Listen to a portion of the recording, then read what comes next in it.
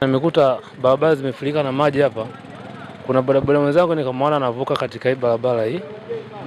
Baada hapo na mimi nikasema nivuke kupitia ule usawa alikuwa anavukia yeye. Bahati mbaya yale maji yakawa yamenihamisha ile njia.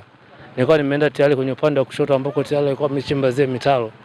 Ndio mimi nilikuwa na muda mrefu sijapita ile eneo.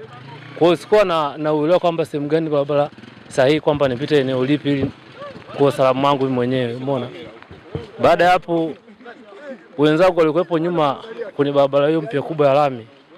Wakawa wananisemesha kwamba wewe bwana huko unakoelekea sio sehemu sahihi. Ila mimi sikuweza kuasia kwa sababu ile mungurumo wa maji yale. Kwa mimi nikajikuta ile maji yakawa yananivutia mkono wa kushoto, kumbe ndiko ambako iliko kwenye ile mitaro. Nafikiri kama jinsi inavyoonekana kwa muonekano wa halisia inavyokuwa kama hivi tunavyoona maji. Kwa sasa ndaishi ndio hivyo sababu tumeshazoea sasa huko. Jinsi inavyokuwa na jinsi inavyokwenda. Mimi kwa majina naitwa Maria Patrick, ni mkazi wa hapa Komba Masai. Kwa kweli hii hali inatuathiri sana. Kwa sababu yani maji yanaingia mpaka ndani.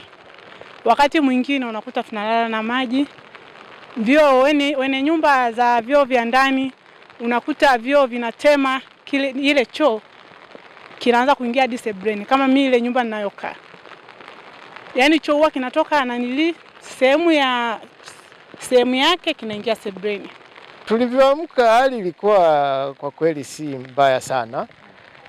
Hali ndio maana tukatoka tukasema ngoja tukaabudu. Ilikuwa haijawa ngumu sana tulivyoiangalia hali. Lakini baada ya muda fulani hivi ndo hali kabadilika.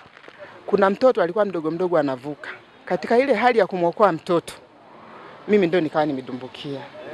Kwa hiyo msaada nilokuwa nimeupata ni huyo kaka ndio alionifuata kule. Tunawapa pole wakazi wa maeneo ya Mwinyi pamoja na kata ya Malolo kwa mvua ambayo kubwa imenyesha siku ya leo. Imekuwa ni kubwa kiasi kwamba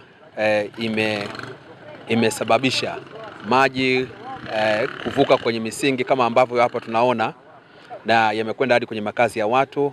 Kitu ambacho Mheshimiwa Mwaifunga anakiomba na amekisimamia kwa sasa hivi ni kufanya mawasiliano na TARURA ambao ndio wanaosimamia hizi barabara zetu za ndani ili kuhakikisha kwamba wanatimiza yale mahitaji ambayo yanajitokeza hivi sasa.